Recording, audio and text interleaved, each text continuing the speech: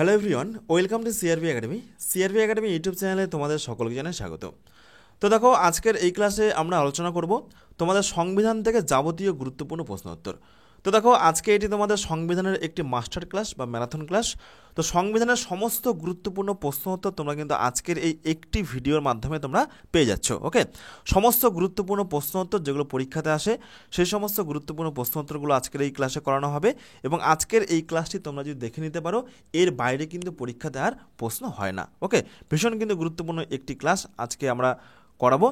তো দেখো, আমরা কিন্তু প্রত্যেক রবিবারই মোটামুটি এক একটি বিষয়কে টার্গেট করে আমরা এক একটি ম্যারাথন ক্লাস নিয়ে আসছি। আমরা কিন্তু এর আগের রবিবারেও একটি গুরুত্বপূর্ণ ক্লাস তোমাদেরকে করিয়েছিলাম, সেটি হচ্ছে খেলাধুলা সম্পর্কিত গুরুত্বপূর্ণ ম্যারাথন ক্লাস বা মাস্টার ক্লাস।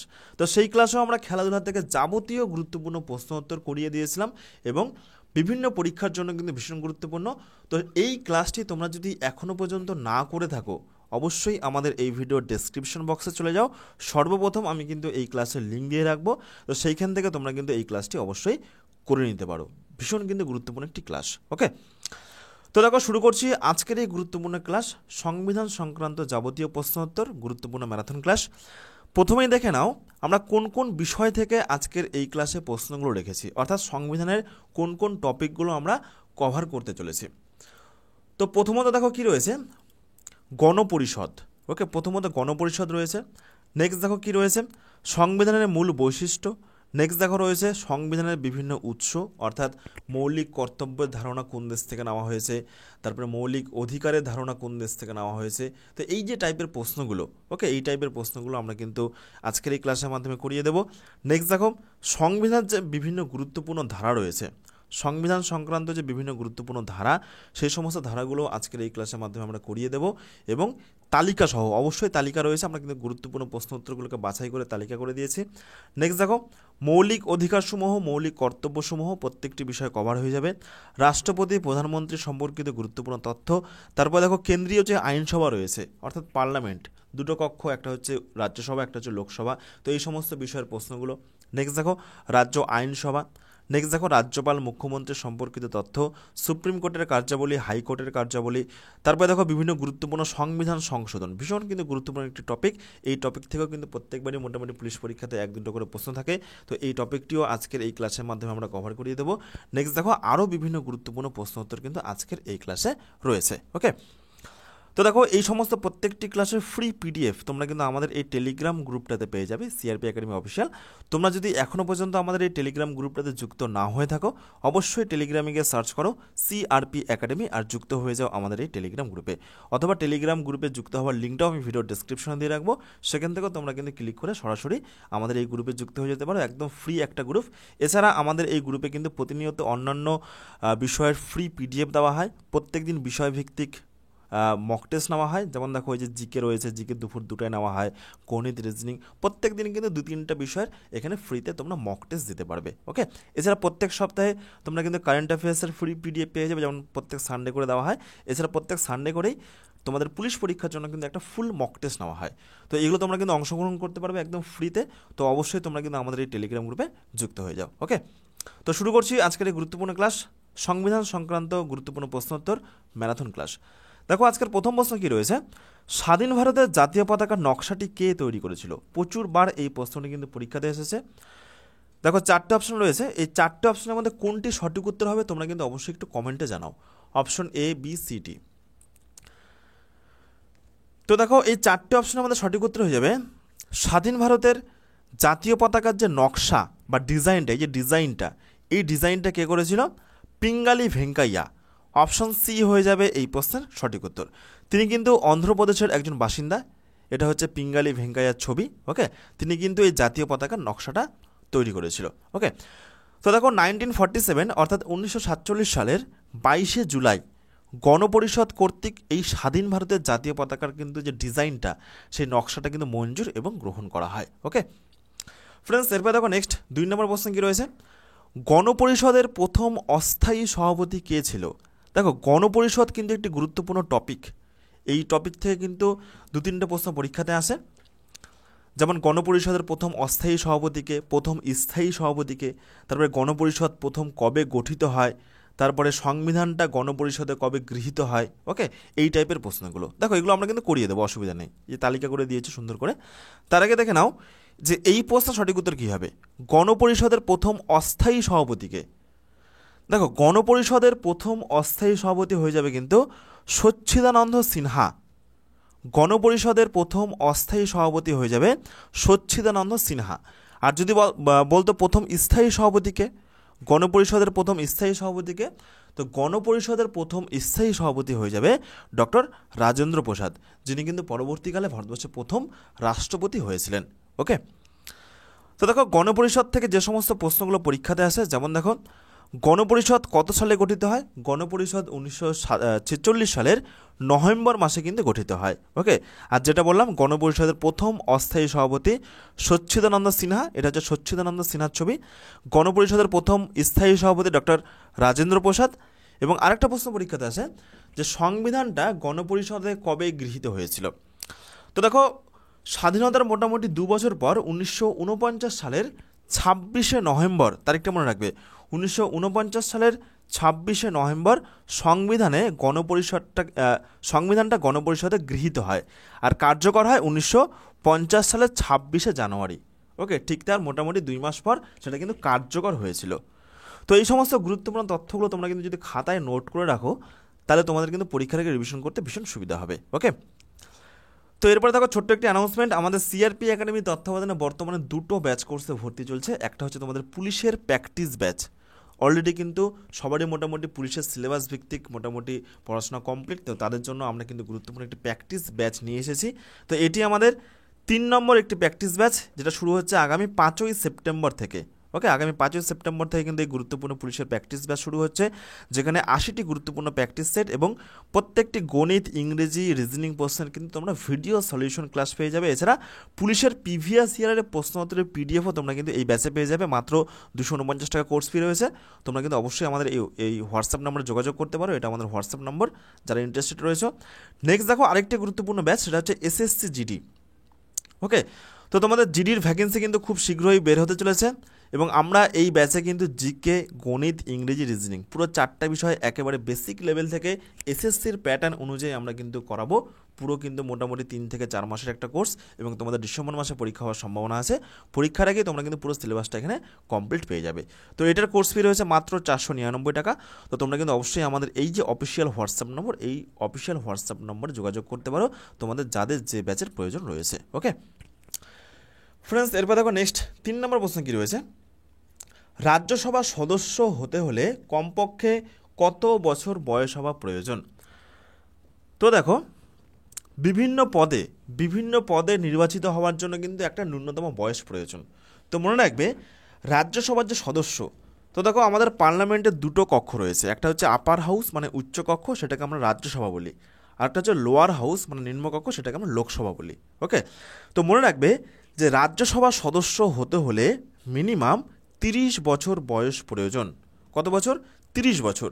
আর লোকসভার সদস্য হতে গেলে মিনিমাম 25 বছর বয়স কিন্তু প্রয়োজন। ওকে, তো এই যে বিভিন্ন বয়সগুলো, এগুলো আমরা কিন্তু খুব সুন্দর করে একটা জায়গায় তালিকা করে দিয়েছি তোমাদের সুবিধার্থে। দেখে নাও, রাষ্ট্রপতি যদি বলা হয়, রাষ্ট্রপতি পদে কমপক্ষে কত বছর বয়স প্রয়োজন? মনে রাখবে রাষ্ট্রপতি, রাজ্যপাল, উপরাষ্ট্রপতি প্রত্যেকটা হয়ে যাবে 35 বছর। রাষ্ট্রপতি পদে কমপক্ষে বয়স প্রয়োজন 35, উপরাষ্ট্রপতি পদেও 35 বছর, তারপর রাজ্যপাল পদেও 35 বছর। নেক্সট চলে আসলো দেখো মুখ্যমন্ত্রী, প্রধানমন্ত্রী, তো এগুলো কিন্তু মনে রাখবে সব 25 বছর। এমপি, এমএলএ প্রত্যেকটি কিন্তু হয়ে যাবে 25 বছর। অর্থাৎ প্রধানমন্ত্রী পদে কমপক্ষে বয়স হওয়া প্রয়োজন 25 বছর, মুখ্যমন্ত্রীও 25 বছর। তারপর দেখো লোকসভা সদস্য মানে যাদেরকে আমরা এমপি বলি, এমপি। ওকে, তো দেখো এই এমপিদেরও কমপক্ষে বয়স প্রয়োজন 25 বছর, এবং যারা এমএলএ তাদেরও কিন্তু মিনিমাম 25 বছর বয়স প্রয়োজন। ওকে, তো এই সমস্ত গুরুত্বপূর্ণ তথ্যগুলো আমি কিন্তু আবারও বলছি, অবশ্যই তোমরা যদি পারো খাতায় নোট করে রাখবে, তাহলে কিন্তু তোমাদেরই সুবিধা হবে পরীক্ষার আগে রিভিশন করতে।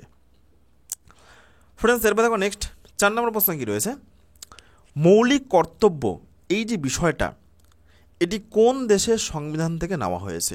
অস্ট্রেলিয়া, আয়ারল্যান্ড, কানাডা নাকি রাশিয়া? তো দেখো আমাদের যে ভারতীয় সংবিধান, এটা কিন্তু পৃথিবীর সব থেকে বড় লিখিত সংবিধান। আমাদের ভারতীয় সংবিধান এটা গোটা পৃথিবীর সবথেকে বড় লিখিত একটা সংবিধান, এবং আমাদের এই যে সংবিধানের বিষয়গুলো এগুলো কিন্তু বিভিন্ন দেশের সংবিধান থেকে আমরা গ্রহণ করেছি। তার মধ্যে একটি বিষয় হচ্ছে মৌলিক কর্তব্য। তো দেখো মৌলিক কর্তব্য নেওয়া হয়েছে, সঠিক উত্তর হয়ে যাবে কোথা থেকে? রাশিয়ার সংবিধান থেকে। অপশন ডি হয়ে যাবে এই প্রশ্ন সঠিক উত্তর। এই টাইপের প্রশ্নগুলো কিন্তু পরীক্ষাতে ভীষণ আসে, ভীষণ কিন্তু গুরুত্বপূর্ণ। তাহলে এক নজরে দেখে নাও যে আমাদের ভারতীয় সংবিধানের উৎস কী রয়েছে, অর্থাৎ কোন কোন বিষয়গুলো কোন কোন দেশের সংবিধান থেকে নেওয়া হয়েছে। যেমন দেখো, যদি বলি আমরা আমেরিকা থেকে আমরা কী কী গ্রহণ করেছি, আমেরিকার সংবিধান থেকে আমরা কী কী নিয়েছি। তো আমেরিকার সংবিধান থেকে আমরা কিন্তু মৌলিক অধিকারের যে বিষয়টা সেই বিষয়টা নিয়েছি, তারপরে প্রস্তাবনার যে বিষয়টা সেই প্রস্তাবনার বিষয়টা নিয়েছি, লিখিত সংবিধান, সুপ্রিম কোর্ট প্রতিষ্ঠাতা, তো এগুলো কিন্তু আমরা আমেরিকার সংবিধান থেকে নিয়েছি। নেক্সট দেখো, রাশিয়ার সংবিধান থেকে আমরা কী কী গ্রহণ করেছি। রাশিয়ার সংবিধান থেকে মৌলিক কর্তব্য, পঞ্চবার্ষিকী পরিকল্পনা, এগুলো আমরা কিন্তু রাশিয়ার সংবিধান থেকে গ্রহণ করেছি। নেক্সট দেখো, দক্ষিণ আফ্রিকা থেকে কী কী নিয়েছি। দক্ষিণ আফ্রিকা থেকে আমরা সংবিধান সংশোধনের যে পদ্ধতি সেই পদ্ধতি আমরা কিন্তু দক্ষিণ আফ্রিকা থেকে নিয়েছি। নেক্সট দেখো, আয়ারল্যান্ড থেকে কী কী নেওয়া হয়েছে সংবিধানে। তো নির্দেশমূলক নীতি এবং রাষ্ট্রপতি নির্বাচন, ভীষণ কিন্তু গুরুত্বপূর্ণ দুটো টপিক, যে নির্দেশমূলক নীতি এবং রাষ্ট্রপতি নির্বাচন এগুলো কিন্তু আয়ারল্যান্ডের সংবিধান থেকে নেওয়া হয়েছে। নেক্সট দেখো, ব্রিটেন থেকে কী কী নেওয়া হয়েছে। দেখো, ব্রিটেন থেকেও বেশ কিছু গুরুত্বপূর্ণ বিষয় সংবিধানে গৃহীত হয়েছে, সেগুলো কী কী, যেমন সংসদীয় শাসন ব্যবস্থা, এই যে আমাদের পার্লামেন্টের যে কাঠামো, ওকে, সেই কাঠামোটা কিন্তু ব্রিটেন থেকে মানে ইংল্যান্ড থেকে নেওয়া হয়েছে। তারপরে প্রধানমন্ত্রীর যে কার্যাবলী, রাষ্ট্রপতির কার্যাবলী, পার্লামেন্ট যেটা বললাম, তো এগুলো কিন্তু ব্রিটেন থেকে নেওয়া হয়েছে। নেক্সট দেখো, জার্মানি থেকে কী নেওয়া হয়েছে। জার্মানি থেকে নেওয়া হয়েছে জরুরি অবস্থা। এই যে আমাদের বর্তমানে তিনখানা জরুরি অবস্থা রয়েছে, একটা হচ্ছে দেশের জরুরি অবস্থা, একটা হচ্ছে রাজ্যের জরুরি অবস্থা মানে রাষ্ট্রপতি শাসন, এবং আরেকটা হয় অর্থনৈতিক জরুরি অবস্থা। তো এইগুলো কিন্তু জার্মানি থেকে নেওয়া হয়েছে, ওকে। এবং আরেকটা নেওয়া হয়েছে অস্ট্রেলিয়া থেকে। কী নেওয়া হয়েছে দেখো, অস্ট্রেলিয়া থেকে নেওয়া হয়েছে প্রস্তাবনার যে ভাষাটা সেই ভাষাটা, তারপরে কেন্দ্র রাজ্য সম্পর্ক, তো এগুলো কিন্তু অস্ট্রেলিয়া থেকে নেওয়া হয়েছে, ওকে। তো এই হলো সংবিধানের উৎসসমূহ, কোন কোন দেশ থেকে কী কী গ্রহণ করা হয়েছে। নেক্সট দেখো, 5 নম্বর প্রশ্ন কী রয়েছে, সুপ্রিম কোর্টের বিচারপতির কার্যকাল কত বছর পর্যন্ত। ভীষণ কিন্তু গুরুত্বপূর্ণ প্রশ্ন, এখান থেকে দুটো প্রশ্ন পরীক্ষাতে আসে, একটা হচ্ছে সুপ্রিম কোর্টের বিচারকদের কার্যকাল কত বছর, আর একটা আসে হাইকোর্টের বিচারকদের কার্যকাল কত বছর। তো দেখো, সুপ্রিম কোর্টের বিচারপতির কার্যকাল যদি বলা হয় তাহলে কিন্তু হয়ে যাবে 65 বছর, 65। অপশন সি হয়ে যাবে সঠিক উত্তর। আর যদি বলা হয় হাইকোর্টের বিচারপতি হয়ে যাবে 62 বছর, ওকে ফ্রেন্ডস। এরপর দেখো নেক্সট 6 নম্বর প্রশ্ন, ভারতের কোন রাজ্যে লোকসভার আসন সর্বাধিক। ভারতবর্ষের কোন রাজ্যে লোকসভার আসন সর্বাধিক। তো এই প্রশ্ন সঠিক উত্তর হয়ে যাবে উত্তরপ্রদেশ। দেখো, উত্তরপ্রদেশে কিন্তু সব থেকে বেশি জনসংখ্যা রয়েছে, তো স্বাভাবিক কারণেই কিন্তু উত্তরপ্রদেশে লোকসভার আসনও কিন্তু সর্বাধিক, ওকে। অপশন সি হয়ে যাবে এই প্রশ্নের সঠিক উত্তর। ফ্রেন্ডস, এরপর দেখো নেক্সট 7 নম্বর প্রশ্ন, ভারতের সংবিধানের প্রস্তাবনার যে খসড়া, এই যে ভারতীয় সংবিধানের যে প্রস্তাবনার যে খসড়া, ওকে, তো এই খসড়াটা কে রচনা করেছিল। ভীষণ কিন্তু গুরুত্বপূর্ণ প্রশ্ন, ম্যাক্সিমাম ছাত্রছাত্রী কিন্তু এই প্রশ্নের উত্তরটি ভুল করে। দেখো, option A B R. Ambedkar, Jawaharlal Nehru, option C Rajendra Prasad, নাকি অপশন ডি মহাত্মা গান্ধী। বলো সঠিক উত্তর কী হবে। ম্যাক্সিমাম উত্তর করবে বি.আর. আম্বেদকর, কিন্তু বি.আর. আম্বেদকর হবে না, সঠিক উত্তর হয়ে যাবে জওহরলাল নেহেরু। সঠিক উত্তর কী হবে, জওহরলাল নেহেরু, ওকে। ভারতের সংবিধানের প্রস্তাবনার খসড়া রচনা করেন জওহরলাল নেহেরু। অপশন ডি হয়ে যাবে এই প্রশ্নের সঠিক উত্তর। নেক্সট দেখো 8 নম্বর প্রশ্ন কী রয়েছে, মৌলিক দায়িত্ব ভারতীয় সংবিধানের কোন ধারায় রয়েছে। তো দেখো, এবার কিন্তু ধারা থেকে প্রশ্ন, বিভিন্ন যে সংবিধানের গুরুত্বপূর্ণ ধারা রয়েছে। তো দেখো, এই প্রশ্ন সঠিক উত্তর হয়ে যাবে অপশন এ 51A ধারায়। 51A ধারায় ভারতের যে মৌলিক কর্তব্য বা মৌলিক দায়িত্বগুলো এগুলো কিন্তু রয়েছে, ওকে। এবং এইখান থেকে আরেকটি প্রশ্ন পরীক্ষাতে আসে যে বর্তমানে ভারতবর্ষে কতগুলো মৌলিক কর্তব্য রয়েছে। মনে রাখবে, বর্তমানে ভারতবর্ষে মোট মৌলিক কর্তব্য রয়েছে 11টি, আর মৌলিক অধিকার রয়েছে 6টি, ওকে। মৌলিক অধিকার 6টি এবং মৌলিক কর্তব্য রয়েছে 11টি। তো এরপরে দেখো, গুরুত্বপূর্ণ একটি তালিকা, সংবিধানের বেশ কিছু গুরুত্বপূর্ণ ধারা যেগুলো পরীক্ষার জন্য ভীষণ গুরুত্বপূর্ণ, যেমন দেখো ভারতীয় ভূখণ্ড প্রশাসন কোনো রাজ্যের সূচনা, তো এগুলো কত নম্বর ধারায় আলোচনা করা হয়েছে? তো এগুলো আলোচনা করা হয়েছে 1 থেকে 4 নম্বর ধারায়। ওকে, নেক্সট দেখো ভারতবর্ষের যে নাগরিকত্ব, ভারতবর্ষের নাগরিকত্ব এটি কত নম্বর ধারায় আলোচনা করা হয়েছে? এটি আলোচনা করা হয়েছে 5 থেকে 11 নং ধারায়। নেক্সট দেখো মৌলিক যে অধিকারসমূহ, এই মৌলিক অধিকারসমূহ যেটা বললাম আমাদের বর্তমানে 6খানা মৌলিক অধিকার রয়েছে, তো এই মৌলিক অধিকারগুলো কিন্তু সংবিধানের 12 থেকে 35 নম্বর ধারায় আলোচনা করা হয়েছে। নেক্সট দেখো রাষ্ট্রের নির্দেশমূলক নীতি, এটি হচ্ছে 36 থেকে 51 নং ধারায় আলোচনা করা হয়েছে। মৌলিক কর্তব্য, যেগুলো কিন্তু আমাদের ভারতবর্ষে বর্তমানে 11টি মৌলিক কর্তব্য রয়েছে, এগুলো কিন্তু 51A ধারায় আলোচনা করা হয়েছে, যেটা প্রশ্নে করালাম। নেক্সট দেখো কেন্দ্রের শাসন ব্যবস্থা এবং সরকার, এগুলো কিন্তু 52 থেকে 151 নং ধারায় আলোচনা করা হয়েছে। নেক্সট দেখো অ্যাটর্নি জেনারেল, এটা হচ্ছে 76 নং ধারায় আলোচনা করা হয়েছে। অ্যাডভোকেট জেনারেলের কার্যাবলী, এটি হচ্ছে 165 নং ধারায় আলোচনা করা হয়েছে। নেক্সট দেখো হাইকোর্টের যে কার্যাবলী, হাইকোর্টের কার্যাবলী এটি হচ্ছে 214 থেকে 232 নং ধারায় আলোচনা করা হয়েছে। নেক্সট দেখো পঞ্চায়েতি রাজ ব্যবস্থা, এই পঞ্চায়েতি রাজ ব্যবস্থা 243 নং ধারায় আলোচনা করা হয়েছে। নির্বাচন কমিশন ভীষণ গুরুত্বপূর্ণ একটি প্রশ্ন, এই প্রশ্নটিও কিন্তু প্রচুরবার পরীক্ষাতে এসেছে। তো নির্বাচন কমিশনের যে কার্যাবলী এটি 324 নং ধারায় আলোচনা করা হয়েছে। এবং লাস্ট দেখো ইউপিএসসি এবং স্টেট পিএসসি এগুলোর যে কার্যাবলী, তো এগুলো কিন্তু 315 থেকে 323 নং ধারায় আলোচনা করা হয়েছে। তো এই হলো বিভিন্ন গুরুত্বপূর্ণ ধারা, আরও বেশ কিছু গুরুত্বপূর্ণ ধারা রয়েছে, যেমন দেখো জাতীয় জরুরি অবস্থা, তো জাতীয় জরুরি অবস্থা 352 নং ধারায় আলোচনা করা হয়েছে। রাষ্ট্রপতি শাসন, যেটা রাজ্যের জরুরি অবস্থা বলা হয়, তো এই রাষ্ট্রপতি শাসনও কিন্তু 356 নং ধারায় আলোচনা করা হয়েছে। এগুলো কিন্তু পরীক্ষাতে আসে। দেখো 3খানা জরুরি অবস্থা, একটা হচ্ছে জাতীয় জরুরি অবস্থা, একটা হচ্ছে রাষ্ট্রপতি শাসন, একটা হচ্ছে অর্থনৈতিক জরুরি অবস্থা। তো অর্থনৈতিক জরুরি অবস্থা এটি আলোচনা করা হয়েছে 360 নং ধারায়। এবং সংবিধান সংশোধন প্রক্রিয়া, সংবিধান সংশোধন প্রক্রিয়া এটি আলোচনা করা হয়েছে 368 নং ধারায়। ওকে, তো এই হলো বিভিন্ন গুরুত্বপূর্ণ ধারা, খুব সুন্দর করে কিন্তু এখানে আমরা তালিকা করে দিয়েছি। তো এগুলো তোমরা খাতায় নোট করবে, তাহলে পরীক্ষার আগে রিভিশন করতে সুবিধা হবে। ফ্রেন্ডস, এরপর দেখো নেক্সট 9 নম্বর প্রশ্ন কী রয়েছে, কোনো বিল অর্থ বিল কিনা সে সম্পর্কে কে সিদ্ধান্ত নেন? কোনো একটা বিল সেটি অর্থ বিল কিনা সে সম্পর্কে কে সিদ্ধান্ত নেন? রাষ্ট্রপতি, উপরাষ্ট্রপতি, অর্থমন্ত্রী নাকি লোকসভার অধ্যক্ষ? তো দেখো এই প্রশ্ন সঠিক উত্তর হয়ে যাবে অপশন ডি, লোকসভার অধ্যক্ষ। ওকে, কোনো বিল অর্থ বিল কিনা সেটা সিদ্ধান্ত নেন লোকসভার অধ্যক্ষ। নেক্সট দেখো 10 নম্বর প্রশ্ন কী রয়েছে, ওয়েলফেয়ার স্টেট সম্পর্কে বলা হয়েছে কোথায়? আমাদের সংবিধানের প্রস্তাবনায়, নাকি মৌলিক অধিকারসমূহে, নাকি নির্দেশমূলক নীতিসমূহে, নাকি মৌলিক কর্তব্যে? তো দেখো ওয়েলফেয়ার স্টেট সম্পর্কে বলা হয়েছে, সঠিক উত্তর হয়ে যাবে নির্দেশমূলক নীতিসমূহে। অপশন সি হয়ে যাবে এই প্রশ্নের সঠিক উত্তর। ওকে, তো দেখো এই যে নির্দেশমূলক নীতিসমূহ, এখান থেকেও কিন্তু পরীক্ষাতে প্রশ্ন আসে, দেখে নাও। তো এই যে নির্দেশমূলক নীতিসমূহ এটি কিন্তু সংবিধানের 36 থেকে 51 নং ধারায় আলোচনা করা হয়েছে। ওকে, এবং এটি আদালত দ্বারা প্রয়োগ করা যায় না। নির্দেশমূলক নীতি আয়ারল্যান্ডের সংবিধান থেকে গ্রহণ করা হয়েছে। ওকে, নির্দেশমূলক নীতি যেটা তোমাদেরকে আগেই করালাম, এবং রাষ্ট্রপতি নির্বাচন, এই দুটো বিষয় কিন্তু আয়ারল্যান্ডের সংবিধান থেকে গ্রহণ করা হয়েছে। ফ্রেন্ডস, এরপর দেখো নেক্সট, ভারতীয় সংবিধানে মোট কত প্রকার জরুরি অবস্থার উল্লেখ রয়েছে? দেখো এখনই বললাম, আমাদের ভারতীয় সংবিধানে কত প্রকার জরুরি অবস্থার উল্লেখ রয়েছে? 1 প্রকার, 2 প্রকার, 3 প্রকার, নাকি 4 প্রকার? তো দেখো আমাদের ভারতীয় সংবিধানে মোট 3 প্রকার জরুরি অবস্থা রয়েছে। অপশন সি হয়ে যাবে এই প্রশ্নের সঠিক উত্তর। ওকে, 3 প্রকার জরুরি অবস্থা। তো এই 3 প্রকার জরুরি অবস্থা সম্পর্কে একবার জেনে নাও, সুন্দর করে এখানে নোট করা রয়েছে। দেখো সংবিধানের যে জরুরি অবস্থা 3টা রয়েছে, একটা হচ্ছে জাতীয় জরুরি অবস্থা 1 নম্বর, 2 নম্বর হচ্ছে রাষ্ট্রীয় জরুরি অবস্থা, যেটাকে আমরা রাষ্ট্রপতি শাসন বলি। ওকে, এবং আরেকটি হচ্ছে অর্থনৈতিক জরুরি অবস্থা।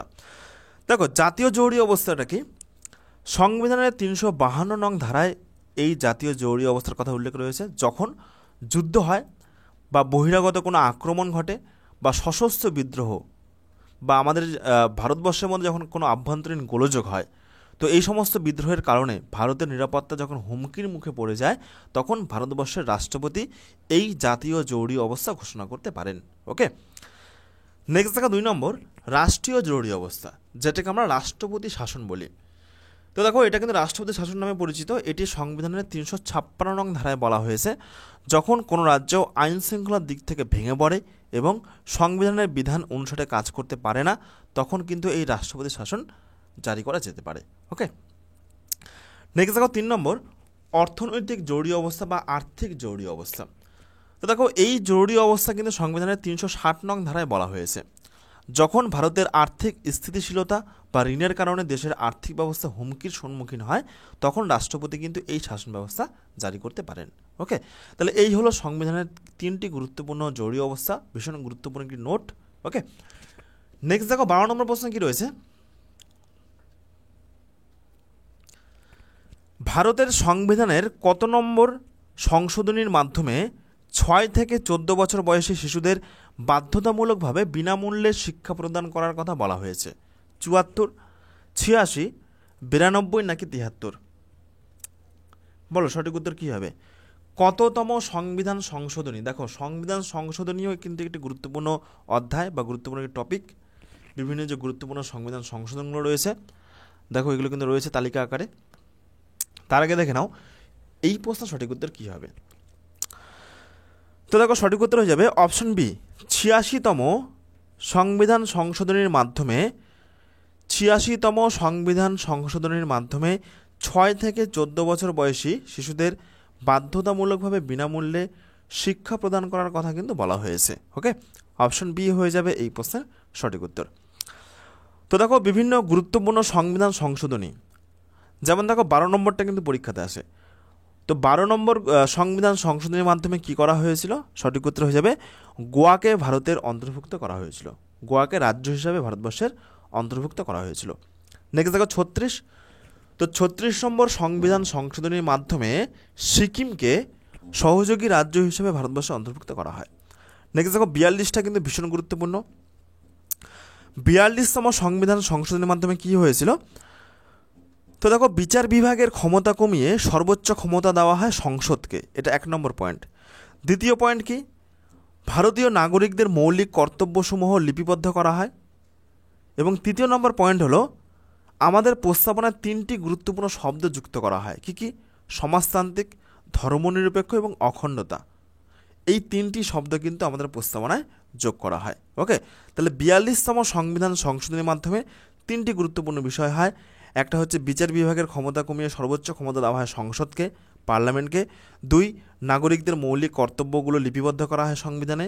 আর 3 হলো আমাদের সংবিধানের প্রস্তাবনায় 3টি গুরুত্বপূর্ণ শব্দ যুক্ত করা হয়, সমাজতান্ত্রিক, ধর্মনিরপেক্ষ এবং অখণ্ডতা। ওকে, নেক্সট দেখো 44তম সংবিধান সংশোধন। তো 44তম সংবিধান সংশোধনের মাধ্যমে কি হয়েছিল?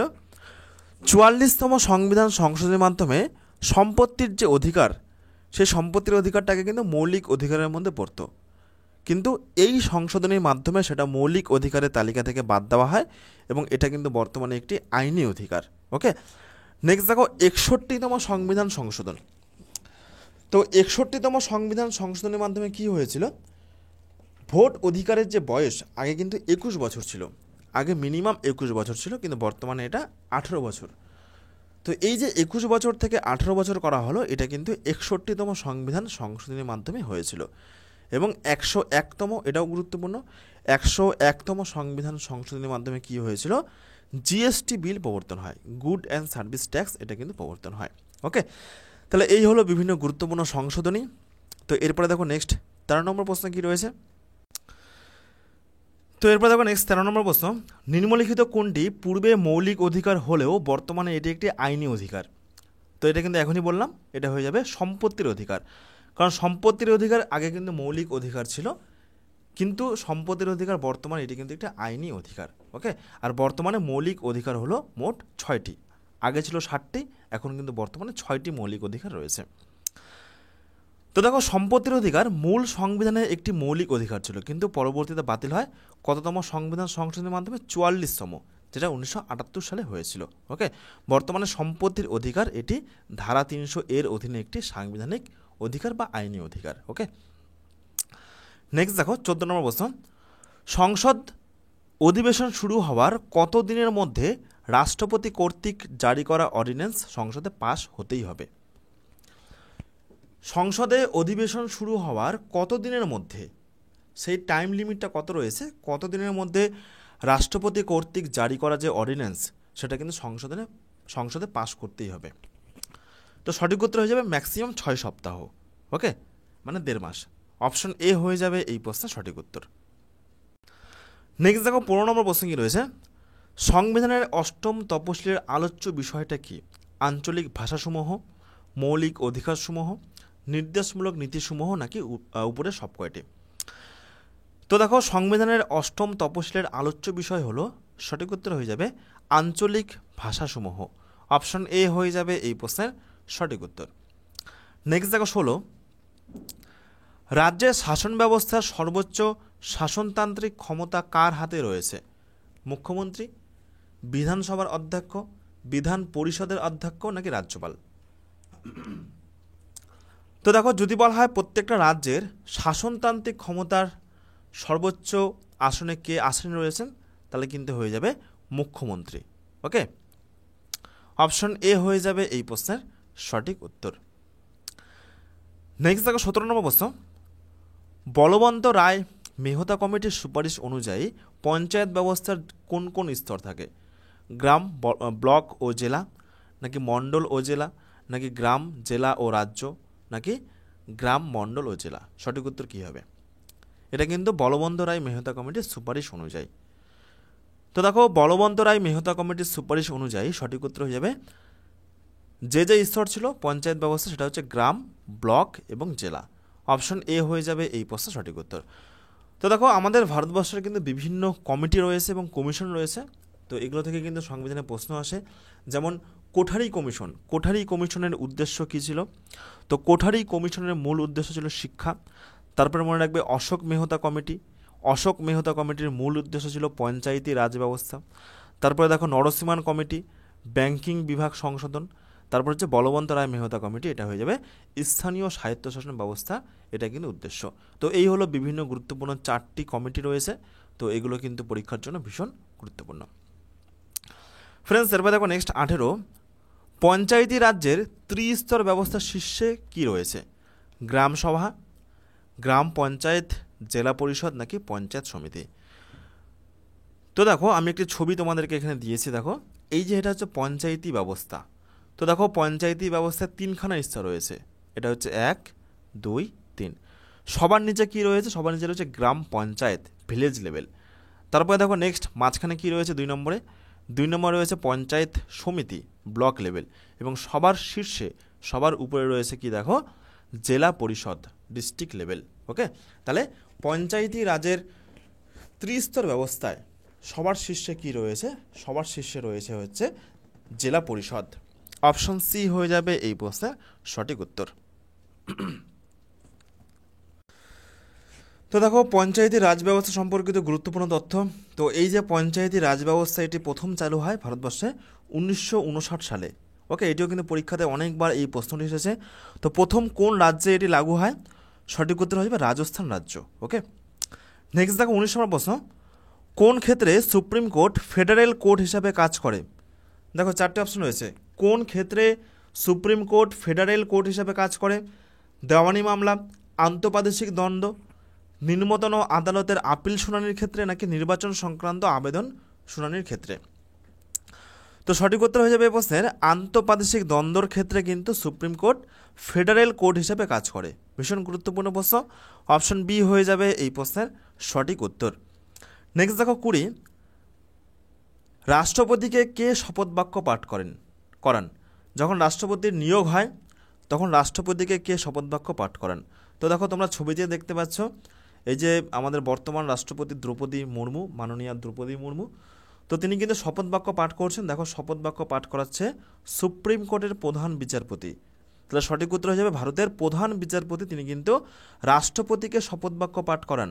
অপশন বি হয়ে যাবে এই প্রশ্নের সঠিক উত্তর। ওকে, ভীষণ কিন্তু গুরুত্বপূর্ণ প্রশ্ন এবং এই টপিক থেকে কিন্তু পরীক্ষাতে প্রশ্ন আসে যে কে কাকে শপথ বাক্য পাঠ করায়। দেখো গুরুত্বপূর্ণ তালিকা, বিভিন্ন শপথ বাক্য পাঠ, যেমন দেখো ভারতের প্রধানমন্ত্রীকে শপথ বাক্য কে পাঠ করান? ভারতবর্ষের প্রধানমন্ত্রীকে নিয়োগের ক্ষেত্রে শপথ বাক্য পাঠ করেন রাষ্ট্রপতি। এছাড়া ভারতবর্ষের উপরাষ্ট্রপতিকেও শপথ বাক্য পাঠ করান রাষ্ট্রপতি। ভারতের অ্যাটর্নি জেনারেলকে নিয়োগের ক্ষেত্রে নিয়োগ করেন রাষ্ট্রপতি। ওকে, তারপর দেখো উল্টো, সুপ্রিম কোর্টের প্রধান বিচারপতিকে শপথ বাক্য পাঠ করেন রাষ্ট্রপতি। অর্থাৎ যখন হচ্ছে দেখো রাষ্ট্রপতিকে শপথ বাক্য পাঠ করান সুপ্রিম কোর্টের প্রধান বিচারপতি, আবার সুপ্রিম কোর্টের প্রধান বিচারপতি নিয়োগের ক্ষেত্রে ঠিক উল্টো হয়, তখন রাষ্ট্রপতি আবার সুপ্রিম কোর্টের প্রধান বিচারপতিকে শপথ বাক্য পাঠ করান। ওকে, নেক্সট দেখো, আমাদের ভারতবর্ষের যে বিভিন্ন রাজ্যের মুখ্যমন্ত্রী রয়েছে সেই সমস্ত মুখ্যমন্ত্রীদের কে শপথ বাক্য পাঠ করায়? তো মুখ্যমন্ত্রীদের শপথ বাক্য পাঠ করান হচ্ছে সেই রাজ্যের রাজ্যপাল। নেক্সট দেখো, ভারতের যে কোনো রাজ্যের রাজ্যপালকে শপথ বাক্য পাঠ করানকে হাইকোর্টের প্রধান বিচারপতি। ওকে, আর এমএলএদের শপথ বাক্য পাঠ করানকে এমএলএদের শপথ বাক্য পাঠ করান হচ্ছে রাজ্যপাল। তো এই হলো বিভিন্ন গুরুত্বপূর্ণ শপথ বাক্য পাঠ, এগুলো কিন্তু পরীক্ষাতে আসে। নেক্সট দেখো 21 নম্বর প্রশ্ন, তথ্যের অধিকার এই আইনটি কত সালে কার্যকর করা হয়? তথ্যের অধিকার মানে হচ্ছে আরটিআই। বিভিন্ন ক্ষেত্রে আমরা বলি না যে আরটিআই করতে হবে, তো সেই আরটিআই মানে রাইট টু ইনফরমেশন, তো তথ্য জানার যে অধিকার, এই অধিকারটা কিন্তু আগে ছিল না। এই অধিকারটা কবে পাস হয়, কবে থেকে কার্যকর হয়? সঠিক উত্তর হয়ে যাবে 2005 সাল থেকে এই আরটিআই বা তথ্য জানার অধিকার এই আইনটি কার্যকর করা হয়। অপশন বি হয়ে যাবে এই প্রশ্নের সঠিক উত্তর। তো নেক্সট দেখো 22 নম্বর প্রশ্ন কী রয়েছে, স্বাধীনতার পর ভারতের সংহতির ক্ষেত্রে কে গুরুত্বপূর্ণ ভূমিকা পালন করেছিলেন? সর্দার বল্লভভাই প্যাটেল, রাজেন্দ্র প্রসাদ, মহাত্মা গান্ধী নাকি লাল বাহাদুর শাস্ত্রী? সঠিক উত্তর কী হবে? তো দেখো সঠিক উত্তর হয়ে যাবে এই প্রশ্নের স্বাধীনতার পর ভারতীয় সংহতি মানে ঐক্য, ভারতীয় ঐক্যের ক্ষেত্রে যে সবথেকে বেশি গুরুত্বপূর্ণ ভূমিকা পালন করেছিল তিনি হলেন সর্দার বল্লভভাই প্যাটেল। ওকে, অপশন এ হয়ে যাবে এই প্রশ্নের সঠিক উত্তর। তো এই কারণে কিন্তু বর্তমানে যে ইউনিটি অফ স্ট্যাচু যে মূর্তিটা যে করা হয়েছে সেটা কিন্তু এই সর্দার বল্লভভাই প্যাটেলের মূর্তি। ওকে, এই যে মূর্তিটা বর্তমানে পৃথিবীর যে সবথেকে উচ্চতম মূর্তি স্ট্যাচু অফ ইউনিটি, এটা কিন্তু সর্দার বল্লভভাই প্যাটেলেরই, 182 মিটার রয়েছে, এটা ভারতবর্ষের গুজরাটে রয়েছে। ওকে, তো দেখো বল্লভভাই প্যাটেল সংক্রান্ত গুরুত্বপূর্ণ তথ্য, সর্দার বল্লভভাই প্যাটেলকে লৌহ মানব বলা হয়। তিনি স্বাধীন ভারতের প্রথম উপপ্রধানমন্ত্রী ছিলেন। তিনি 1991 সালে ভারতরত্ন পুরস্কার ভূষিত হন এবং বর্তমানে তার মূর্তি স্ট্যাচু অফ ইউনিটি নামে পরিচিত, যা বিশ্বের সবথেকে উঁচু মূর্তি, উচ্চতা 182 মিটার। ওকে, এবং স্বাধীনতার পর ভারতীয় ঐক্যের ক্ষেত্রে এই যে আজকে আমাদের ভারতবর্ষের যে মানচিত্র বিভিন্ন রাজ্য মিলিয়ে আমাদের দেশ, তো এর জন্য কিন্তু সর্দার বল্লভভাই প্যাটেলের যে অবদান, সেই অবদান কিন্তু অনেক গুরুত্ব রয়েছে। ওকে, নেক্সট দেখো 23 নম্বর প্রশ্ন কী রয়েছে, ভারতীয় সংবিধানের জনক কাকে বলা হয়? ভীষণ গুরুত্বপূর্ণ একটি প্রশ্ন, সহজ প্রশ্ন। দেখো 4টে অপশন রয়েছে, সঠিক উত্তর কী হবে? Mahatma Gandhi, Jawaharlal Nehru, doctor B R. আম্বেদকর নাকি সর্দার বল্লভভাই প্যাটেল? ভারতীয় সংবিধানের জনক কাকে বলা হয়? তো দেখো ভারতীয় সংবিধানের জনক বলা হয়, সঠিক উত্তর হয়ে যাবে ডক্টর বি.আর. আম্বেদকরকে। Doctor B R. আম্বেদকরকে ভারতীয় সংবিধানের জনক বলা হয়। অপশন সি হয়ে যাবে এই প্রশ্নের সঠিক উত্তর। ওকে, তো দেখো আমাদের ভারতীয় সংবিধান গৃহীত হয় কবে? 1949 সালের 26শে নভেম্বর। আমাদের ভারতীয় সংবিধান কার্যকর করা হয় কবে? সঠিক উত্তর হয়ে যাবে 1950 সালের 26শে জানুয়ারি। নেক্সট দেখো 24 নম্বর প্রশ্ন কী রয়েছে, ভারতের সংবিধানে পঞ্চায়েতি রাজ নিম্নের কোনটিতে অন্তর্ভুক্ত করা হয়েছে? কেন্দ্রীয় তালিকায়, যুগ্ম তালিকায় নাকি রাজ্যের তালিকায়? তো সঠিক উত্তর হয়ে যাবে রাজ্য তালিকায়। অপশন সি হয়ে যাবে এই প্রশ্নের সঠিক উত্তর। নেক্সট দেখো 25, ভারতীয় সংবিধানের প্রস্তাবনা কতবার সংশোধিত হয়েছে? ভারতীয় সংবিধানের প্রস্তাবনা এটি কতবার সংশোধিত হয়েছে বা সংশোধন করা হয়েছে? সঠিক উত্তর হয়ে যাবে মাত্র কিন্তু একবারই সংশোধন করা হয়েছে, যেটা কিন্তু তোমাদের এর আগেও বললাম যে 1976 সালে 42তম সংবিধান সংশোধনের মাধ্যমে 3টি গুরুত্বপূর্ণ শব্দ যুক্ত করা হয়: সমাজতান্ত্রিক, ধর্মনিরপেক্ষ এবং অখণ্ডতা। ওকে, এবং এই যে ভারতীয় সংবিধানের প্রস্তাবনা, এটি কিন্তু আমেরিকার সংবিধান থেকে নেওয়া হয়েছে। ফ্রেন্ডস, এরপর দেখো নেক্সট 26 নম্বর প্রশ্ন কী রয়েছে, ভারতবর্ষের যে রাষ্ট্রপতি নির্বাচন, সেই রাষ্ট্রপতি নির্বাচন কি করে হয়? সরাসরিভাবে ভারতীয় জনগণ দ্বারা, নাকি লোকসভা, রাজ্যসভা এবং রাজ্যগুলির বিধানসভা সদস্যদের দ্বারা, নাকি রাজ্যগুলির মুখ্যমন্ত্রীদের দ্বারা, নাকি উপরের কোনোটিই নয়? তো সঠিক উত্তর হয়ে যাবে ভারতবর্ষের রাষ্ট্রপতি নির্বাচিত হন লোকসভা, রাজ্যসভা এবং রাজ্যগুলির বিধানসভা সদস্যদের দ্বারা। অপশন বি হয়ে যাবে এই প্রশ্নের সঠিক উত্তর। তো দেখো আমাদের যে ভারতবর্ষের রাষ্ট্রপতি নির্বাচন, এই নির্বাচনটা দেখো 54 নং ধারায় রয়েছে। নির্বাচনটা কি করে হবে? রাষ্ট্রপতি একটি ইলেকটোরাল কলেজ দ্বারা নির্বাচিত হন। রাষ্ট্রপতি একক হস্তান্তরযোগ্য ভোটের মাধ্যমে আনুপাতিক প্রতিনিধিত্বের পদ্ধতি অনুসারে তিনি কিন্তু নির্বাচিত হন। ওকে, নেক্সট দেখো 27, সমাজতান্ত্রিক এবং ধর্মনিরপেক্ষ এই শব্দ দুটি ভারতীয় সংবিধানের প্রস্তাবনায় কততম সংবিধান সংশোধনের মাধ্যমে অন্তর্ভুক্ত করা হয়েছিল? দেখো ভীষণ গুরুত্বপূর্ণ প্রশ্ন, এখনই তোমাদেরকে করালাম। সঠিক উত্তর হয়ে যাবে 42তম সংবিধান সংশোধনী দ্বারা। ওকে, নেক্সট দেখো ভারতের প্রথম মুসলিম রাষ্ট্রপতি কে ছিলেন? ভারতবর্ষের প্রথম মুসলিম রাষ্ট্রপতি কে ছিলেন? সঠিক উত্তর কী হবে? তো দেখো ভারতবর্ষের প্রথম মুসলিম রাষ্ট্রপতি ছিলেন, সঠিক উত্তর হয়ে যাবে জাকির হোসেন। অপশন বি হয়ে যাবে এই প্রশ্নের সঠিক উত্তর। পাশাপাশি দেখো যদি বলা হয় ভারতবর্ষের প্রথম রাষ্ট্রপতি কে ছিলেন, ডক্টর রাজেন্দ্র প্রসাদ। প্রথম উপরাষ্ট্রপতি সর্বপল্লী রাধাকৃষ্ণন। ভারতের প্রথম প্রধানমন্ত্রী জওহরলাল নেহেরু। ভারতবর্ষের প্রথম মহিলা রাষ্ট্রপতি কে ছিলেন? প্রতিভা প্যাটেল। ভারতবর্ষের প্রথম মহিলা প্রধানমন্ত্রী কে ছিলেন? ইন্দিরা গান্ধী।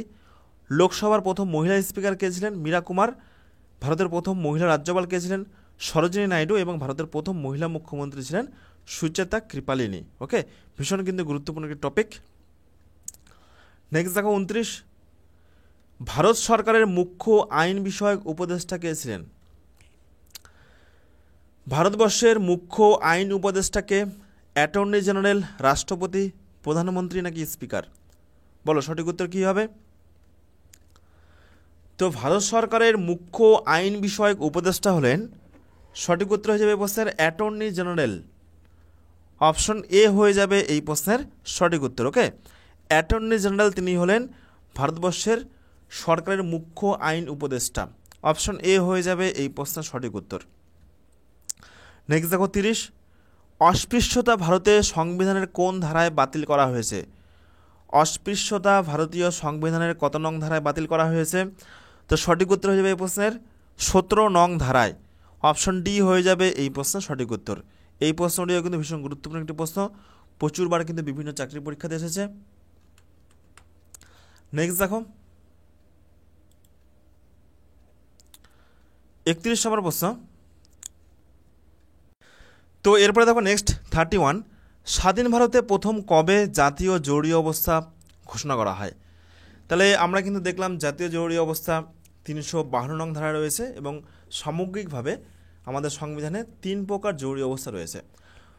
তো যদি বলা হয় যে স্বাধীন ভারতে প্রথম মানে 47-এর পর প্রথম কবে ভারতবর্ষে জাতীয় জরুরি অবস্থা ঘোষণা করা হয়? তো সঠিক উত্তর হয়ে যাবে 1962 সালে, ভারত এবং চীনের যুদ্ধের সময়, তখন ইন্দিরা গান্ধীর আমল, সেই সময় কিন্তু ভারতবর্ষে প্রথম জাতীয় জরুরি অবস্থা ঘোষণা করা হয়। তো দেখো এখনও পর্যন্ত কিন্তু ভারতবর্ষে মোট 3বার জাতীয় জরুরি অবস্থা ঘোষণা করা হয়েছে। একটা হচ্ছে 1962 সালে ভারত চীন যুদ্ধের সময়, একটা হচ্ছে 1971 সালে ভারত পাকিস্তান যুদ্ধের সময়, এবং আরেকটা হচ্ছে 1975 সালে আভ্যন্তরীণ গোলযোগের কারণে কিন্তু এই জাতীয় জরুরি অবস্থা ঘোষণা করা হয়। ওকে, এবং এটি 352 নং ধারায় উল্লেখ রয়েছে। নেক্সট দেখো 32, ভারতীয় সংসদের উচ্চকক্ষে কে সভাপতিত্ব করেন?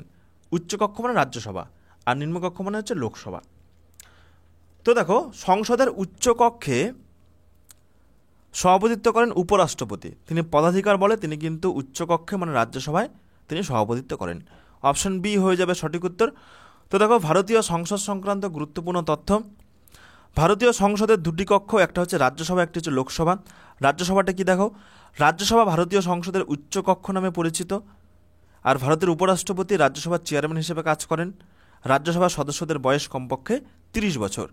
আর লোকসভাটা দেখো, লোকসভাটা কি, লোকসভাটা হলো ভারতবর্ষের সংসদের নিম্নকক্ষ নামে পরিচিত, এবং এখানে কিন্তু স্পিকার অধ্যক্ষ হিসেবে কাজ করে, এবং লোকসভার সদস্যদের কমপক্ষে বয়স হওয়া প্রয়োজন 25 বছর। আর অর্থ বিল, এই প্রশ্ন যেহেতু পরীক্ষাতে আসে সেই কারণে কিন্তু এখানে দেওয়া হয়েছে, অর্থ বিল শুধুমাত্র লোকসভায় পেশ করা যেতে পারে। ওকে ফ্রেন্ডস, এরপরে দেখো নেক্সট 33, ভারতের সংবিধান দিবস কবে পালন করা হয়? ভারতের সংবিধান দিবস এটি কবে পালন করা হয়? 3 ডিসেম্বর, 25 অক্টোবর, 1 জানুয়ারি নাকি 26 নভেম্বর? সঠিক উত্তর কী হবে? তো দেখো ভারতের সংবিধান দিবস এটি পালন করা হয়, সঠিক উত্তর হয়ে যাবে 26 নভেম্বর। অপশন ডি হয়ে যাবে এই প্রশ্নের সঠিক উত্তর। ওকে, নেক্সট দেখো 34, লোকসভার দুটি অধিবেশনের মধ্যে সর্বোচ্চ ব্যবধান কত হতে পারে? লোকসভার দুটি অধিবেশনের মধ্যে সময়ের সর্বোচ্চ ব্যবধান কত হতে পারে? 8 মাস, 6 মাস, 9 মাস নাকি 10 মাস? তো দেখো এই প্রশ্নের সঠিক উত্তর হয়ে যাবে 6 মাস। অপশন বি হয়ে যাবে এই প্রশ্নের সঠিক উত্তর। নেক্সট দেখো 35, রাজ্যের আইনসভার উচ্চকক্ষটির নাম কি? তো আমরা এতক্ষণ দেখলাম যে সংসদের উচ্চকক্ষের নাম হচ্ছে রাজ্যসভা আর নিম্নকক্ষ হচ্ছে লোকসভা, কিন্তু যদি বলা হয় আমাদের বা যে কোনো রাজ্যের আইনসভার উচ্চকক্ষের নাম কি? লোকসভা, রাজ্যসভা, বিধানসভা নাকি বিধান পরিষদ? তো দেখো রাজ্যের আইনসভার উচ্চকক্ষটির নাম হলো, সঠিক উত্তর হয়ে যাবে এই প্রশ্নের বিধান পরিষদ। অপশন ডি হয়ে যাবে এই প্রশ্নের সঠিক উত্তর। নেক্সট দেখো 36, রাষ্ট্রপতি রাজ্যসভা ও লোকসভা সদস্যকে মনোনীত করতে পারেন কতজনকে মনোনীত করতে পারেন? 12 জন, 14 জন, 16 জন এবং 18 জন। তো দেখো সঠিক উত্তর হচ্ছে মোট 14 জনকে তিনি কিন্তু রাজ্যসভা এবং লোকসভা মিলিয়ে মনোনীত করতে পারেন। অপশন বি হয়ে যাবে এই প্রশ্নের সঠিক উত্তর। ফ্রেন্ডস, এরপর দেখো নেক্সট 37 নম্বর প্রশ্ন, রাজ্যসভার যে কোনো সদস্যদের কার্যকাল কত বছর বয়স পর্যন্ত? রাজ্যসভার সদস্যদের কার্যকাল কত বছর বয়স পর্যন্ত? তো সঠিক উত্তর হয়ে যাবে 6 বছর। লোকসভাটা হয়ে যাবে কিন্তু 5 বছর। ওকে, লোকসভাটা হয়ে যাবে 5 বছর আর রাজ্যসভাটা হয়ে যাবে কিন্তু 6 বছর। অপশন ডি হয়ে যাবে এই প্রশ্নের সঠিক উত্তর। ওকে, নেক্সট দেখো 38, জিরো আওয়ার। দেখো এই টপিকটা কিন্তু ভীষণ গুরুত্বপূর্ণ একটা টপিক, জিরো আওয়ার। তো দেখো এই যে জিরো আওয়ার, ভারতের যে জিরো আওয়ার, এই ধারণার সূচনা হয় কত সালে? ভীষণ গুরুত্বপূর্ণ প্রশ্ন। ভারতের জিরো আওয়ারের যে ধারণা, এই ধারণার সূচনা হয় কত সালে? সঠিক উত্তর কী হবে? সঠিক উত্তর হয়ে যাবে জিরো আওয়ার এই ধারণাটির সূচনা হয় 1962 সালে। অপশন এ হয়ে যাবে এই প্রশ্নের সঠিক উত্তর। তো দেখো জিরো আওয়ার সংক্রান্ত বেশ কিছু গুরুত্বপূর্ণ তথ্য যেগুলো পরীক্ষাতে আসে, যেমন দেখো জিরো আওয়ার সাধারণত দুপুর 12টা থেকে শুরু হয়, যেখানে সাংসদরা জরুরি বিভিন্ন গুরুত্বপূর্ণ বিষয় নিয়ে আলোচনা করতে পারেন। নেক্সট দেখো জিরো আওয়ারের কার্যপ্রণালী বিধি কিন্তু এর কোনো উল্লেখ নেই। সংসদীয় প্রক্রিয়া ক্ষেত্রে এটি একটি ভারতীয় উদ্ভাবন এবং 1962 সাল থেকে এটি কিন্তু বিদ্যমান রয়েছে। ওকে, তো এই হলো সংবিধানের জিরো আওয়ার সংক্রান্ত গুরুত্বপূর্ণ তথ্য, এগুলো কিন্তু পরীক্ষাতে আসে এবং এটি এমন বিধি বহির্ভূত পরিকল্পনা যা সংসদের সদস্যদের কোনো পূর্ব বিজ্ঞপ্তি ছাড়াই বিষয় উত্থাপনের জন্য কিন্তু উপলব্ধ। ওকে, নেক্সট দেখো 39, ভীষণ গুরুত্বপূর্ণ প্রশ্ন, তোমাদের পুলিশ পরীক্ষাতে কিন্তু বিগত বছর এই প্রশ্নটি এসেছিল। হেবিয়াস কার্পাস কি? হেবিয়াস কার্পাস কি বা সংবিধানের যে বিভিন্ন গুরুত্বপূর্ণ রিটগুলো রয়েছে, সেই রিটগুলো থেকে কিন্তু বর্তমানে এখন পুলিশ পরীক্ষাতে প্রশ্ন আসছে। তো দেখো হেবিয়াস কার্পাস এটি সংবিধানের গুরুত্বপূর্ণ একটি রিট এবং এটি হলো, সঠিক উত্তর হয়ে যাবে অপশন এ, কি বেআইনিভাবে পুলিশ বা অন্য কোনো ব্যক্তি দ্বারা আটক করা কোনো ব্যক্তিকে মুক্ত করার জন্য আদালতের যে আদেশ, সেটাকে কিন্তু বলা হচ্ছে হেবিয়াস কার্পাস। ওকে, সেটাকে বলা হচ্ছে হেবিয়াস কার্পাস। অপশন এ হয়ে যাবে এই প্রশ্নের সঠিক উত্তর। তো দেখো হেবিয়াস কার্পাসের মতো আমাদের ভারতীয় সংবিধানে মোট 5খানা গুরুত্বপূর্ণ রিট রয়েছে, যা ভারতের সুপ্রিম কোর্ট এবং ভারতের হাইকোর্ট দ্বারা জারি করা যেতে পারে। সেগুলো কি কি? যেমন একটা তো বললাম হেবিয়াস কার্পাস, নেক্সট দেখো 2 নম্বর রয়েছে মান্দামুস, নিষেধাজ্ঞা, কো ওয়ারেন্টিনো এবং সাটিওয়ারি। তো এই সমস্ত গুরুত্বপূর্ণ 5খানা কিন্তু সংবিধানে রিট রয়েছে। নেক্সট দেখো 40, নিম্নলিখিত রাজ্যগুলির মধ্যে কোথায় পঞ্চায়েতি রাজ ব্যবস্থা চালু হয়নি? নিম্নলিখিত রাজ্যগুলির মধ্যে কোথায় পঞ্চায়েতি রাজ ব্যবস্থা চালু হয়নি? সঠিক উত্তর কী হবে? তো দেখো এখনও পর্যন্ত কিন্তু নাগাল্যান্ডে কোনো পঞ্চায়েতি রাজ ব্যবস্থা চালু হয়নি। বাকি দেখো উড়িষ্যা, রাজস্থান, অন্ধ্রপ্রদেশ, তো এগুলোতে কিন্তু পঞ্চায়েতি রাজ ব্যবস্থা চালু হয়েছে। নাগাল্যান্ডে কিন্তু কোনো পঞ্চায়েতি রাজ ব্যবস্থা চালু হয়নি। তাহলে অপশন এ হয়ে যাবে এই প্রশ্নের সঠিক উত্তর। ওকে, তো এরপরে দেখো নেক্সট 41, ভারতে 26শে জানুয়ারি কি পালিত হয়? দেখো চারটে অপশন রয়েছে, স্বাধীনতা দিবস, প্রজাতন্ত্র দিবস, বিপ্লব দিবস নাকি সংসদ দিবস। ভীষণ গুরুত্বপূর্ণ একটি প্রশ্ন এবং সহজ প্রশ্ন। তো সঠিক উত্তর কী হবে তোমরা কিন্তু কমেন্টে জানাও। তো দেখো এই প্রশ্নের সঠিক উত্তর হয়ে যাবে ভারতের 26শে জানুয়ারি পালিত হয় প্রজাতন্ত্র দিবস, আর স্বাধীনতা দিবস হয়ে যাবে 15ই আগস্ট। ওকে, নেক্সট দেখো 42, গ্রাম পঞ্চায়েতের সদস্য হওয়ার জন্য কোনো একজন ক্যান্ডিডেটের বা পদপ্রার্থীর কমপক্ষে কত বছর বয়স হতে হবে? দেখো এই প্রশ্নে তোমাদের কিন্তু ডাব্লিউবিপির প্রিভিয়াস ইয়ারের প্রশ্ন, ভীষণ গুরুত্বপূর্ণ একটি প্রশ্ন। 18 বছর, 16 বছর, 21 বছর নাকি 25 বছর? তো দেখো এই প্রশ্নের সঠিক উত্তর হয়ে যাবে গ্রাম পঞ্চায়েতের সদস্য হওয়ার জন্য একজন পদপ্রার্থীর কমপক্ষে বয়স হওয়া প্রয়োজন 21 বছর। অপশন সি হয়ে যাবে এই প্রশ্নের সঠিক উত্তর। ওকে ফ্রেন্ডস, এরপর দেখো নেক্সট 42, সাধারণত সংসদে সাধারণ বাজেট পেশ করা হয় কোন মাসে? জানুয়ারি, ফেব্রুয়ারি, মার্চ নাকি বছরের শেষ মাস? দেখো কোন মাসে সংসদ বা পার্লামেন্টে সাধারণ বাজেটটা পেশ করা হয়? ভীষণ গুরুত্বপূর্ণ একটি প্রশ্ন সংবিধান থেকে। তো দেখো এই প্রশ্নের সঠিক উত্তর হয়ে যাবে ফেব্রুয়ারি মাস। অপশন বি হয়ে যাবে এই প্রশ্নের সঠিক উত্তর। ওকে নেক্সট দেখো 44, কোন অধিকারকে ডক্টর বি.আর. আম্বেদকর সংবিধানের হৃদয় এবং আত্মা বলে বর্ণনা করেছেন? দেখো এইখান থেকে কিন্তু দুটো প্রশ্ন পরীক্ষাতে আসে যে কত নম্বর ধারাকে ডক্টর বি.আর. আম্বেদকর সংবিধানের হৃদয় এবং আত্মা বলেছেন। তো এটি রয়েছে 32 নং ধারায়। ওকে প্রশ্নটি এইভাবে ঘুরিয়ে আসতে পারে, 32 নং ধারা। আর যদি বলা হয় কোন অধিকারটাকে, এই 32 নম্বর ধারায় কি আছে? এই 32 নং ধারায় কি রয়েছে? সাম্যের অধিকার, স্বাধীনতার অধিকার, সাংবিধানিক প্রতিবিধানের অধিকার নাকি শোষণের বিরুদ্ধে অধিকার? তো দেখো এই 32 নং ধারায় রয়েছে, সঠিক উত্তর হয়ে যাবে সাংবিধানিক প্রতিবিধানের অধিকার। অপশন সি হয়ে যাবে এই প্রশ্নের সঠিক উত্তর। এবং এই অধিকারটাকে ডক্টর বি.আর. আম্বেদকর, যিনি সংবিধানের জনক, সংবিধানের উপকার, তিনি সংবিধানের হৃদয় এবং আত্মা বলে অভিহিত করেছেন। ওকে এই সাংবিধানিক প্রতিবিধানের অধিকার যেটা 32 নং ধারায় রয়েছে। তো এরপরে দেখো নেক্সট 45, ভারতের রাষ্ট্র ব্যবস্থা হলো কি প্রকৃতির? দেখো চারটে অপশন রয়েছে, একরাষ্ট্রীয়, যুক্তরাষ্ট্রীয়, আধা সামন্ততান্ত্রিক নাকি উপরের কোনোটি নয়। দেখো একরাষ্ট্রীয় মানে হচ্ছে এক নায়কতন্ত্র। ওকে যুক্তরাষ্ট্রীয় মানে হচ্ছে এখানে তোমার হচ্ছে রাজ্য এবং কেন্দ্র উভয় ক্ষমতা বন্টন থাকবে। তারপরে দেখো আধা সামন্ততান্ত্রিক, ওকে নাকি উপরের কোনোটি নয়। তো দেখো আমাদের যে ভারতের রাষ্ট্র ব্যবস্থা, আমাদের ভারতবর্ষে কি বিভিন্ন প্রদেশে কিন্তু বিভক্ত, বিভিন্ন রাজ্যে বিভক্ত, এবং এখানে রাজ্য এবং কেন্দ্র মিলিয়ে কিন্তু যুক্তরাষ্ট্রীয় একটা ব্যবস্থা, অর্থাৎ ফেডারেল একটা রাষ্ট্র ব্যবস্থা কিন্তু রয়েছে। ওকে অর্থাৎ আমাদের ভারতের যে সংবিধানের রাষ্ট্র ব্যবস্থার কথা উল্লেখ রয়েছে সেটা কিন্তু যুক্তরাষ্ট্রীয় ব্যবস্থা। অপশন বি হয়ে যাবে এই প্রশ্নের সঠিক উত্তর। ওকে নেক্সট দেখো 46, সংবিধানের কোন ধারা অনুযায়ী বহিঃশত্রুর আক্রমণের কারণে জরুরি অবস্থা ঘোষণা করা হয়? সংবিধানের কোন ধারা অনুযায়ী বহিঃশত্রুর আক্রমণের কারণে জরুরি অবস্থা ঘোষণা করা হয়? সঠিক উত্তর কী হবে? 352, 360, 358 নাকি উপরের কোনোটি নয়। তো দেখো আমরা কিন্তু এর আগেই তোমাদের জরুরি অবস্থা সম্পর্কে আলোচনা করেছি। আমাদের ভারতবর্ষের সংবিধানে মোট 3 প্রকার জরুরি অবস্থা রয়েছে। একটা হচ্ছে গোটা দেশের জরুরি অবস্থা, যেটা কিন্তু বহিঃশত্রুর আক্রমণ, তারপর আভ্যন্তরীণ গোলযোগ, যুদ্ধ, এগুলো কারণে কিন্তু জারি করা যেতে পারে, যেটা 352 নং ধারায় রয়েছে। তারপরে রয়েছে সেকেন্ড একটা জরুরি অবস্থা, যেটা 356 নং ধারায় রয়েছে, সেটা হচ্ছে রাষ্ট্রপতি শাসন।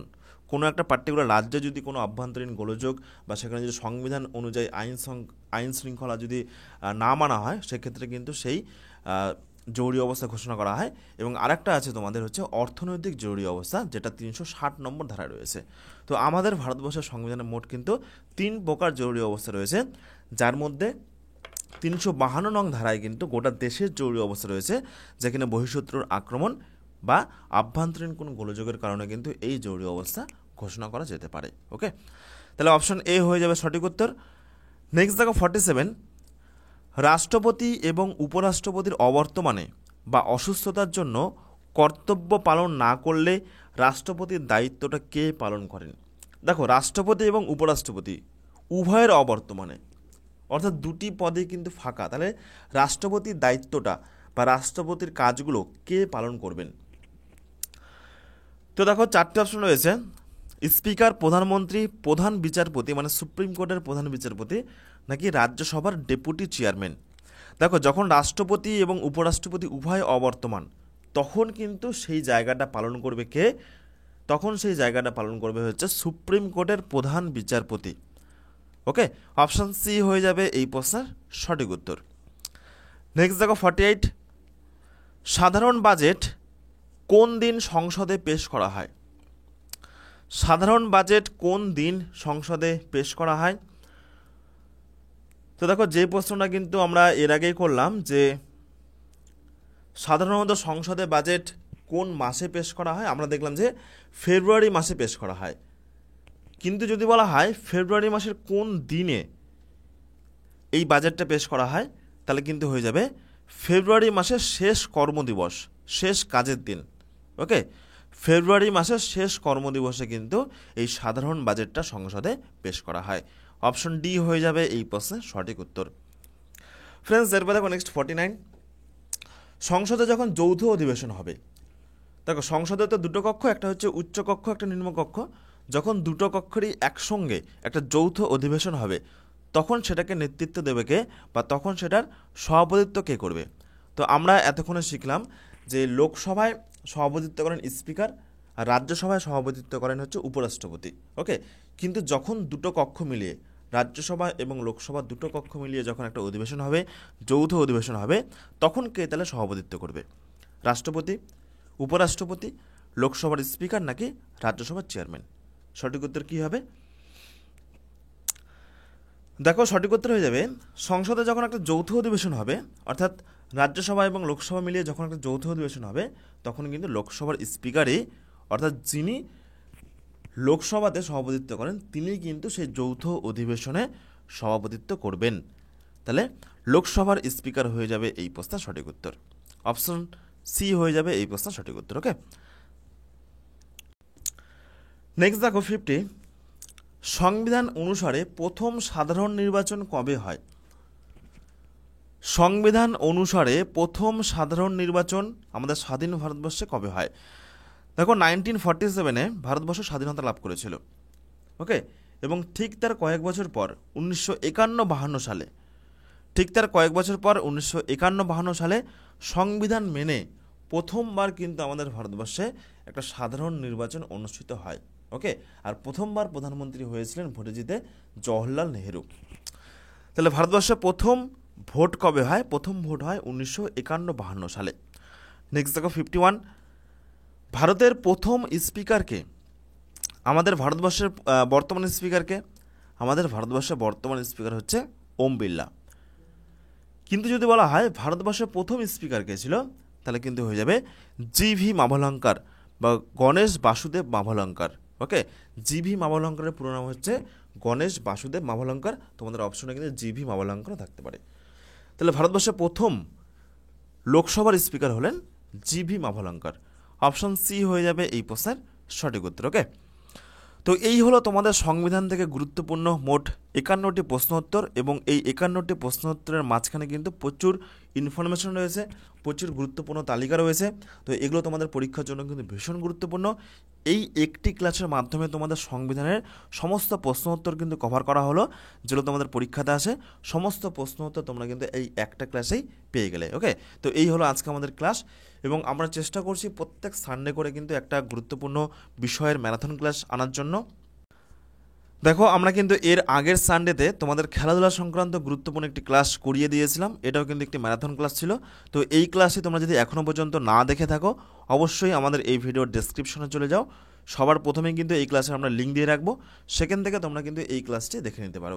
তাহলে অলরেডি আমাদের খেলাধুলা কমপ্লিট হলো, সংবিধান কমপ্লিট হলো।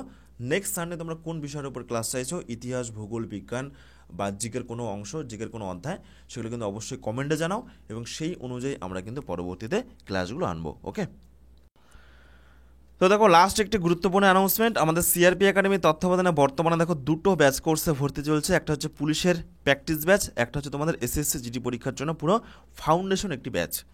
তো দেখো তোমাদের যাদের মোটামুটি পুলিশের সিলেবাস অনুযায়ী মোটামুটি ক্লাসগুলো করা হয়ে গেছে বা মোটামুটি পড়াশোনাগুলো করা হয়ে গেছে, তো তোমাদের জন্য কিন্তু এই গুরুত্বপূর্ণ প্র্যাকটিস ব্যাচ শুরু হচ্ছে আগামী 5ই সেপ্টেম্বর থেকে। ওকে, যেখানে মোট পুলিশ পরীক্ষার জন্য 80টি গুরুত্বপূর্ণ প্র্যাকটিস সেট দেওয়া হবে এবং প্রত্যেকটি গণিত, ইংরেজি, রিজনিং প্রশ্নের কিন্তু ভিডিও সলিউশন ক্লাস পেয়ে যাবে।